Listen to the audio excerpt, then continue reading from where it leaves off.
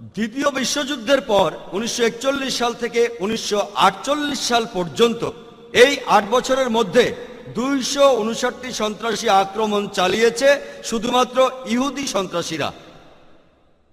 অনেকগুলো দল আছে, ইরগুন, ইস্টার্ন গ্যাং, হ্যাগানা। আর আমরা জানি কিং ডেভিড হোটেলের সেই বিস্ফোরণটার কথা।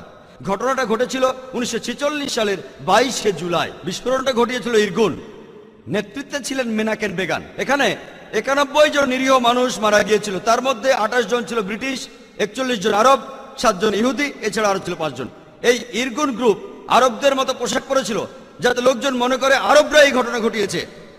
এটার জন্য দায়ী ছিলেন মেনাকেন বেগান। আর এটা ছিল ব্রিটিশ ম্যান্ডেটের বিরুদ্ধে ইতিহাসের সবচেয়ে বড় আক্রমণ। এখানে 91 জন মারা যায়।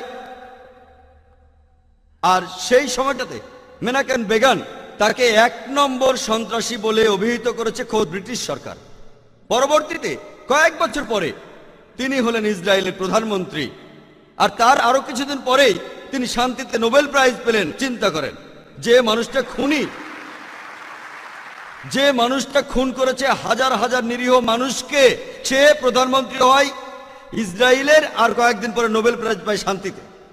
আর তখন এই সন্ত্রাসী দলগুলি যেমন ইস্টার্ন গ্যাং, ইরগুন, হ্যাগানা, এই সব দলগুলি আর নেতারা যেমন Isaac Rabin, Menachem Begin, Ariel Sharon, এরা সবাই পরে ইসরায়েলের প্রধানমন্ত্রী অথবা উচ্চপদস্থ কর্মকর্তা হয়েছিলেন।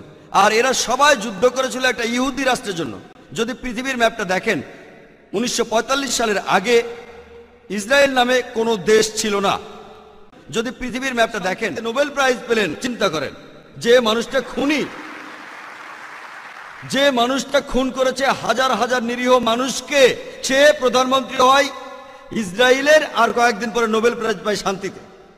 আর তখন এই সন্ত্রাসী দলগুলি যেমন ইস্টার্ন গ্যাং, ইরগুন, হ্যাগানা, এই সব দলগুলি আর নেতারা যেমন Isaac Rabin, Menachem Begin, Ariel Sharon, এরা সবাই পরে ইসরায়েলের প্রধানমন্ত্রী অথবা উচ্চপদস্থ কর্মকর্তা হয়েছিলেন। আর এরা সবাই যুদ্ধ করেছিল একটা ইহুদি রাষ্ট্রের জন্য। যদি পৃথিবীর ম্যাপটা দেখেন, 1945 সালের আগে ইসরায়েল নামে কোনো দেশ ছিল না। যদি পৃথিবীর ম্যাপটা দেখেন, 1945 সালের আগে ইসরায়েল নামে কোনো দেশ ছিল না। ইসরায়েল দেশটাই ছিল না। এই ইহুদি দলগুলি, এই দলগুলিকে সন্ত্রাসী বলে ডাকতো ব্রিটিশরা। তারা একটা ইহুদি রাষ্ট্রের জন্য লড়ছিল। পরে তারা শক্তি দিয়ে ইসরায়েল দখল করে আর প্যালেস্টাইনিদের তাড়িয়ে দেয়। এখন এই লোকগুলি প্যালেস্টাইনের লোকদের বলছে, যাদের দাবিটা আরো জোরালো, তাদের দেশ ফেরত চায়। এখন তাদেরকে সন্ত্রাসী বলে ডাকছে ইসরায়েলিরাই। চিন্তা করেন, হিটলার 60 লক্ষ ইহুদি মেরেছিলেন। তিনি ইহুদিদের বের করে দিয়েছিলেন। তারা প্যালেস্টাইনে যাবে কেন? প্যালেস্টাইনিরা তাদের জ্ঞাতি ভাইদের আমন্ত্রণ জানিয়েছিল। তারা যদি কোনো দেশ চায় তাহলে জার্মানিতে ফিরে যাওয়া উচিত, ইউরোপে যাওয়া উচিত।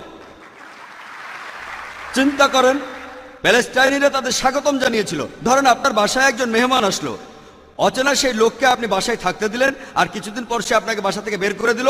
আপনি দরজার সামনে বলতে থাকলেন, আমার ঘর ফেরত চাই, ফেরত দেন। লোকে আপনাকে বলবে সন্ত্রাসী। ঠিক এই ঘটনাই ঘটেছে। আজকে এই প্যালেস্টাইনিদের সন্ত্রাসী বলা হচ্ছে কেন? তারা তাদের দেশ ফেরত চায়। আর এখন পৃথিবীর মানুষ, বিশেষ করে উন্নত দেশগুলির মানুষ, তারা নির্বিকারভাবে এই অন্যায় মেনে নিচ্ছে।